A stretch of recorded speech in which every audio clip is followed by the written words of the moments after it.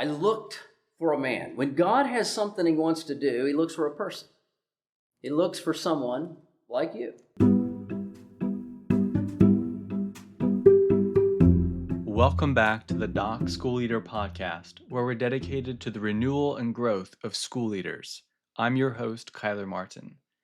We hope to help you lead your school community with greater wisdom and courage. Transformative schools need effective leaders, and effectiveness requires patient training. Here we go.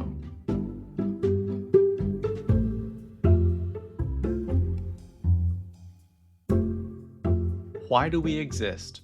For what results are we accountable? Who are we serving primarily? What are our values? And what is our plan? 5 questions that, according to Steven Brubaker, are essential for every school leader to help his school to answer clearly and to communicate relentlessly to everyone involved with the school. When God has work he wants done, he looks for a person fit for the job. Obviously, there are many different positions that God fills as he forms a community of faith. School administrators and leaders are among them. Drawing from Ezekiel 22 and from his observations over 30 years in the conservative Christian school movement, Steven Brubaker identifies school leadership as one of the wider gaps in our communities and one that we've had trouble filling. Steven reflects on his experience as a teacher and administrator from the day he accepted his first job at school at age 22. There he was tasked with both teaching and administrating. That first year, he learned that he liked teaching, and in the decades since, he has developed a passion for administration as well. Like other speakers on this show, Steven warned us about the shallowness of a negative answer to the question of why we exist that's born out of our departure from the public schools. On the other hand, if we do some hard work on that first question of existence, we're primed to form clear and powerful answers to the rest. God has sustained our schools with his grace. The questions that Steven unpacks here lay out a way for us to steward the tremendous resources that God has entrusted to us. I want to, though, begin by recounting how God described the political and social situation in Israel quite a while ago. He says this: "There's a conspiracy of her princes within her, like a roaring lion tearing its prey." There's a conspiracy of her princes. He goes on to say, "Her priests do violence to my law and profane my holy things." Her princes, her priests do violence. He goes on. He says, "Her prophets whitewash these deeds for them by false visions and lying divinations." Her princes, her priests, her prophets whitewash these deeds. And he goes on to say, "The people of the land practice extortion and commit robbery." Now, I'm not sure if it's the Lord or Ezekiel that has is into alliteration here, but the princes, the priests, the prophets, the people, and I'm just getting that straight out of the book. I'm not mapping that on. But there's a problem here. And in the midst of that problem, what does the Lord say? And that next verse is one that I'm sure is very familiar to us, but it's this. God says, "I looked for a man among them who would build up the wall and stand before me in the gap on behalf of the land." I looked for a man. When God has something he wants to do, he looks for a person. He looks for someone like you. He looks for someone like us. Now, I find that pretty exciting. I find a lot of hope in that. So he looks for a person. And then he says, this is the kind of person I'm looking for. And he gives 4 characteristics. He says, first of all, I look for a man who would build up the wall. I'm looking for someone who has the capacity to see what needs to happen and actually do that. Someone who can see needs and contribute toward those needs. I looked for a man who could build up the wall. It goes on. And he said, I looked for a man who could build up the wall and stand before me. Stand before me. The image there is a military image. The kind of image of someone standing, receiving orders. God said, I'm looking for a man who can build, who sees the needs and is willing to be engaged in those needs, and who does it under direction from me. A person who's receiving their direction, their orders, their guidance from the Lord. Goes on. So I'm looking for someone who will build up the wall, stand before me in the gap. Now, the gap's where you need a wall, but there's no wall there. It's a place of loneliness. It's a place where no one else is. No one else is really working. That's why it's a gap. A person who's willing to actually move into those places, maybe unpopular places, but clearly places that demand strength, that demand a willingness to stand alone. It goes on. I'm looking for a man who will build up the wall, stand before me in the gap on behalf of the land. See, this is someone who is living for something more than just themselves. The world is bigger than just what I want to do. They're doing it on behalf of others, on behalf of something bigger, something larger. I'm convinced that one of the biggest gaps that we have in our schools is in the role of the administrator. Now, I know I'm not talking about your school, but all the other schools. Relax. I was asked, and I know that I'm not unusual here, I was asked to be a principal, an administrator, at 21 or 22 years of age. I'd never taught before. I go into the classroom at 22, and I'm expected to teach full-time and also administrate full-time. Now, it wasn't that large of a school, 40, 45 students. I found myself after 2 or 3 years telling my wife, I so wish I could be in a school where all I had to do was teach, because administration felt like such a drag. My vision was for the classroom, for teaching, not for the administrative pieces. And Cynthia reminded me of this a year or two ago, that I had said that. But I think over the years, I've begun to develop a vision for what the administrator can do for our schools and the need for the administrative work and involvement. As a people, we tend to be entrepreneurial. I suspect there is a higher percentage of self-employed people among conservative Anabaptists than most people groups, maybe with the exception of the Jews, I don't know. But for a lot of people groups, we have more self-employed. Now, what that means is we don't have a whole lot of people that are experienced in managing people. That's not something we do much. And yet that's one of the primary things that administrators are asked to do, and that is manage people. So we don't have a lot of models. We don't even have a tremendous amount of vision here.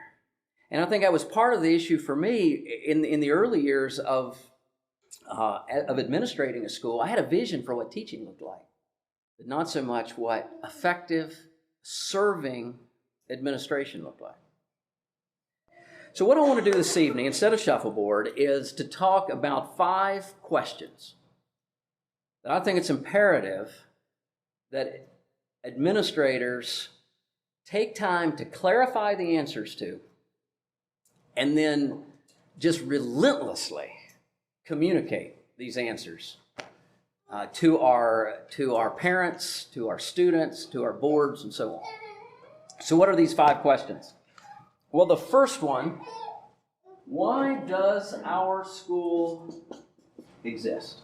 The first generation of Mennonite schools were started for primarily negative reasons. The way we answered this question, why does our school exist, was primarily so that our children didn't have to go to public school. Negative answers to this question do not give a compelling reason to exist very long. And it's vital that if this is the kind of a motivating, driving purpose for us, that it changes into something more positive and more robust. Why do we exist? We started schools because we really did, there was a vision. But you know, in the years since we started schools, we've had a lot of rude awakenings. We found that schools take a whole lot more money and a whole lot more time and a whole lot more energy than we anticipated putting into them.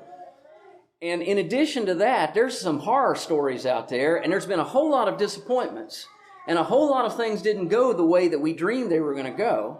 And we find ourselves here 20, 30 years later, not sure that we even have enough vision to carry on.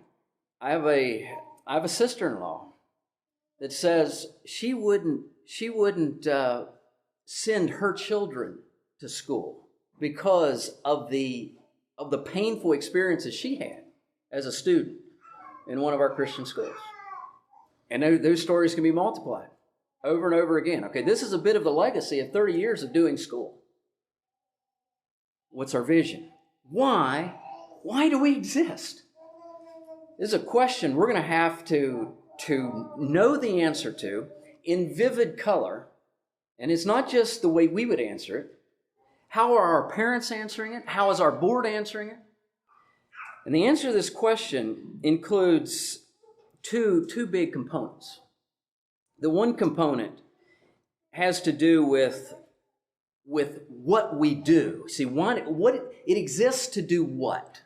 So what we do is one component of this question. We generally call that our mission. What is our mission? What is it that we do? A second component of this question has to do with why we do it. And that's what we call vision. Both are important.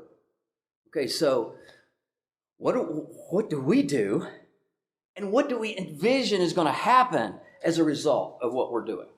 The board of Faith Builders and the leadership team there just spent a long weekend together here toward the end of February.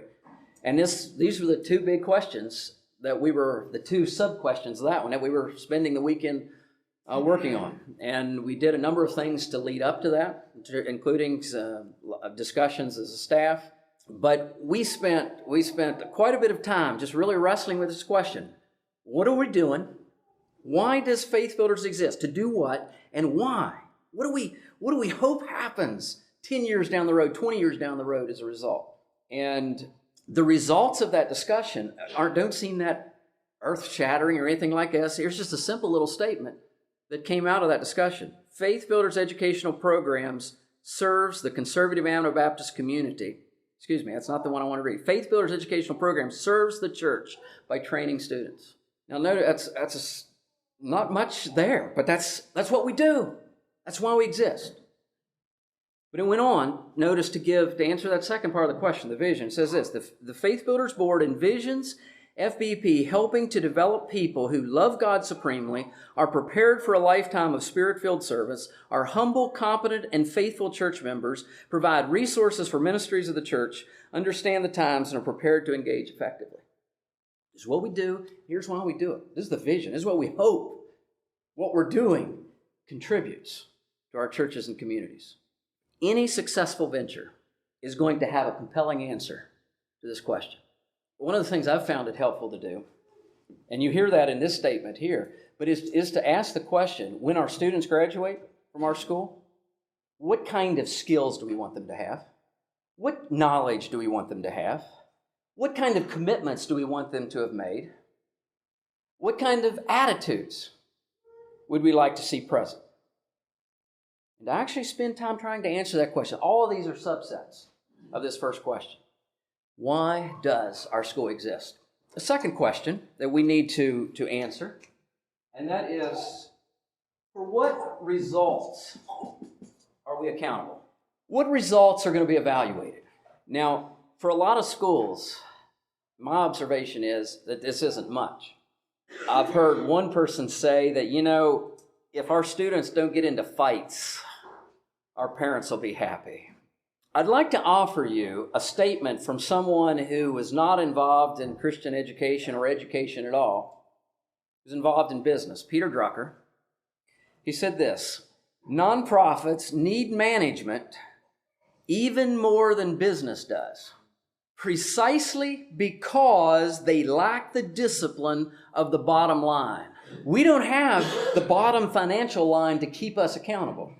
So what does keep us accountable? That's the question here. And I suspect this is not one where there's much of a clear picture. What results should our boards hold us accountable for? That may be a question for us to work on in a discussion. What are the specific things they should hold us accountable for as administrators? Tony Campolo says that, Tony Campolo was Italian. Said he lived in a community with quite a few Jewish people. And he said growing up, there was a big difference between the way his mama treated him and his Jewish friends' mamas treated them. He said, this is the way it worked. He said, when we'd leave for school in the morning, he said, my Jewish friends, the mother would come to the door and she would holler out and she'd ask them, hey, do you have your books? He said, when I left home, my mama would come to the door and she would say, Tony, do you have your lunchbox? We're like the Italians. What is it that we should be evaluating in terms of our schools? What are the things that we should hold our schools accountable for? We need to find the answer to that question. A third question: who are we serving? Now, that may seem like a fairly obvious question answer. I'm going to add one more word to it, and that is primarily.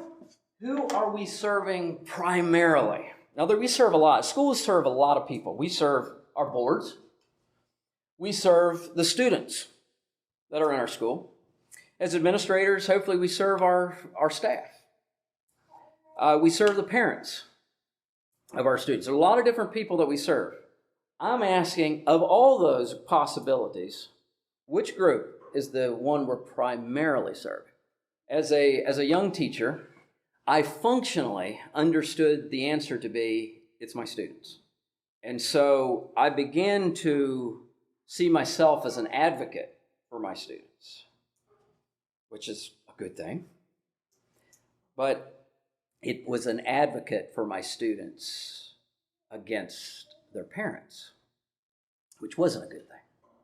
And this is where the tension often lies. Are we primarily serving parents? Are we primarily serving students? I suggest that is a question that we really need to answer carefully. Sometimes we can serve both and there's no conflict, but not always. Our schools are different than churches and homes in that they do not have any innate authority. The only authority that our schools have, I'm convinced, is a delegated. It's a derived authority. We need to think carefully about what that means for how we answer this question. A fourth question: what are our values? What is it that's non-negotiable for us? What is it that we'll close the school down over? Now, this isn't mission. This isn't what we're doing. This isn't our vision, why we're doing it. It's the underlying commitments we've made that we're not going to give up. This is where we begin to ask the question, how are our values different than the values of Baptist Bible Academy down the street? What's different about us? What is it that our parents value? What is it that our boards value? One of the things that I just really admire about the way that Gerald administrates the school there at Faith Builders is that I hear him in a number of venues, particularly our parent-teacher conferences, giving opportunities to hear directly from the parents. And I actually even kind of insist hearing negative stuff sometimes. Sometimes I wince a little bit at, particularly at some of the patron council meetings, at how much he begs for, go ahead and tell us the stuff that we don't really want to hear. But what is valued? What is it that the school has always valued that I'm a part of? There's two prongs to this. when we're asked about values, one is, what is it that the staff values? That you as administrator and your staff, what do you value? And then what does the community that is supporting the school value? And those aren't always the same thing. But it's important that they're talking, that those values are meshing. If I'm not a principal of a day school anymore, not an administrator, but I think that's one thing, if I were to go back and relive those years, it's one thing I would do a lot more of. And that's a lot more listening to the people that are involved, that are making the school happen, and ask them, what is it that's important to you? I do know that this isn't always easy. And it doesn't always seem like it translates into something really practical and useful. And maybe that's why we struggle to ask this question sometimes. I tell you, 2 weeks ago, it was in a room with 20 ministers, and we were asking the question, talk to us about what you value and how Faith Builders is doing with those values. And that was one of the toughest meetings of my life, because it wasn't what we were hearing wasn't just a lot of pats on the back and everything's great and wonderful. It was, we value this and we value this, and we're not sure FB's doing so well. But we need to hear it. What do we value? Then a final question: what is our plan? One of the things that I'm convinced is hurting our schools is the lack of long-range planning. I see a lot of one-year planning, but not a whole lot of 10-year planning going on. And part of that is because we're not even sure if we're going to be there for another year or 2 or 3. And that's part of the reason we need commitments for administrators to give themselves for 10, 15, 20 years. Should we have an altar call at this point? What's our plan? If we understand what our mission is, and while we're doing that, what is our plan for moving our school more and more toward that picture, that vision of what we have? What is our plan? I already told you, I was administrator, started 22, and it was just going to be 1 year. I had asked Cynthia to marry me, and I figured it would probably be better to spend my first year making a little money than going to school and shelling it out. And so went to teach. And during that year, I found out I really did enjoy teaching. So I decided that, well, maybe I should do a little bit more of this before I go back to school. And so I went to the school board, and I asked the school board, what would it take for you to be okay with this school going more toward, we were an individualized school. Would you be okay with us moving toward a conventional classroom model? And I said, because if you have any interest in that, I'll take back my 1 year commitment and maybe make it longer term. And they said, well, we were just waiting for an offer like that. And so they said, why don't you come up with a plan? And that's what we did. As a staff, we sit down and we began looking through curriculum. And, over the next several years, and we did a phase in, but there was something about that planning together, envisioning together, and then implementing that plan that really kept things kind of hopping. There was excitement, there was energy that doesn't exist when there's no plan in place, no forward look. What is our plan?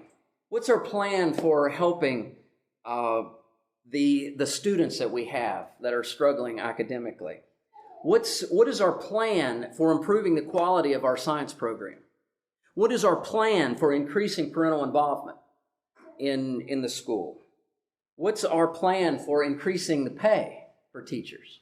What is our plan for equipping our board to be a board? And there is a way to do that. What is our plan for integrating a good practical life skills course into the curriculum? And we could just go on and on and on. What is your plan? I would recommend that one of the things we commit ourselves to doing, and I would imagine many of you already do this, but that is, as administrators, commit yourself to an annual report and plan that is given to the board. This is a report on what is, and here's our plan for the next year, here's our plan for the next 5 years. While we're planning, and I offer this for just a few of you, this may not be for everyone, but in our planning, one thing to consider are what some people call BHAGs. That's big, hairy, audacious goals. I don't think we dream enough in our schools. We don't see the possibilities. I think of a school like the Logos Academy in Moscow, Idaho, that 25 years ago didn't exist. But one person decided that he did not want to send his children to public school, and so he begins to decide which of the Christian schools in his area he's going to send them to. And he says, I don't really like what's happening in any of these. Well, how would you do a Christian school if you really wanted to do a Christian school right? And he began thinking about this and reading, and he read an essay by Dorothy Sayers, The Lost Tools of Learning, and he started getting excited. Well, that school today, just some 20 years later, is not only is a fully functioning school, but it is a curriculum publisher. They do a lot with classical Christian education.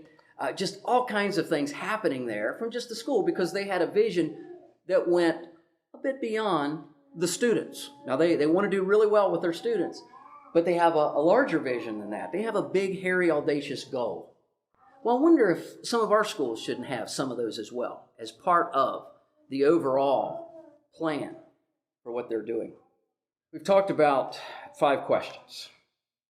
5 questions that it's really imperative that as administrators, we're taking the time to ask the questions, to clarify the answers to the question, not just the way I answer them, but the way we answer them, and then to communicate those relentlessly, just over and over and over, keeping this is in front of us. This guides us as we make decisions. This is big. There's one author who calls these one of the obsessions, the answering of these questions, one of the obsessions of an extraordinary executive or administrator. Now, maybe just a few comments here yet.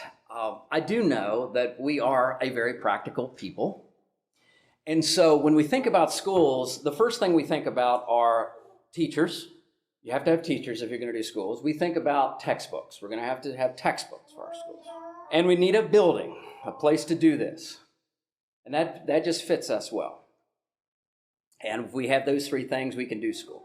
The 5 questions don't really fit in those nice practical categories. These are not things that can be done in quite the same way. And yet it is in the answering of these 5 questions, it's in the realm of those ideas that I think can take us much further as schools. Now, this is a bit of an aside, but most of us here are married men, and I suspect that if we put a lot of energy into answering these 5 questions for our schools and never really answered those 5 questions for our homes and our families, our wives might take issue with us. But these are 5 good questions to be asking in terms of our families. Why does our family exist? What are the values that we have as a family? What are the things I, as a father or as a mother, ought to be held accountable for in terms of my family? What's our plan for pursuing our vision as a family? Well, back to schools. I do believe that our schools deserve administrators that are willing to give passionate energy to leading well. And that leading well is going to involve answering and communicating these 5 questions. 2 resources I'll just end with that might be helpful here. These questions, in a little different form than what I've given you, are covered in a book called The 5 Most Important Questions You Will Ever Ask About Your Organization. And it is written by Peter Drucker. The 5 Most Important Questions You'll Ever Ask About Your Organization. If you want some additional help in fleshing out these questions, that would be a resource for you. In addition, I would mention also a book by Jim Collins, Good to Great. And again, it has nothing to do with schools. It's about businesses. But about businesses who take seriously answering these questions and what the results are as they do.